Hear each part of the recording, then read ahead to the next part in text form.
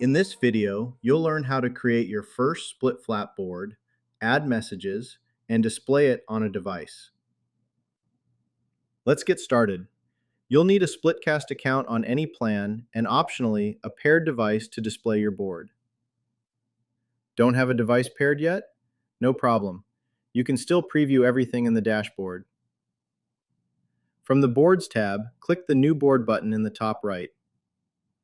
Give your board a name, something descriptive like Lobby Display or Welcome Board. Now let's set up the basics. First, choose the number of rows and columns. This controls how much text fits on each line.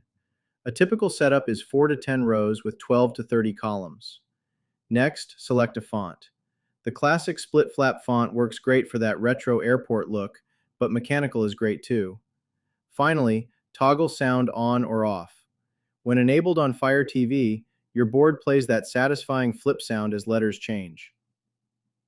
Click Create Board when you're done. Your board is created, but it's empty. Let's add some content. Click Add Message and type your first message. Keep it short enough to fit your column count. Add a few more messages the same way. To reorder them, simply click the up or down arrow above or below the message number. Messages will rotate in the order you set. The message preview automatically updates to show your messages in action. Watch how the board cycles through each message. This is exactly what your audience will see. Notice the rotation timing. We'll cover how to adjust that in the Power Features video. Back on the Boards tab, look at the status indicator next to your board name. Active means the board is live and will display on any assigned device.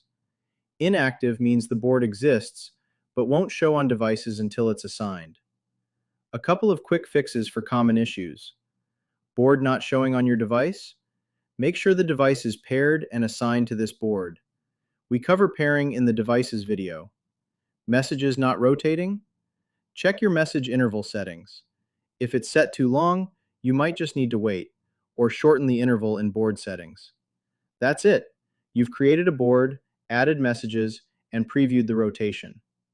In the next video, we'll cover power features, including custom colors, scheduling, and the message bank.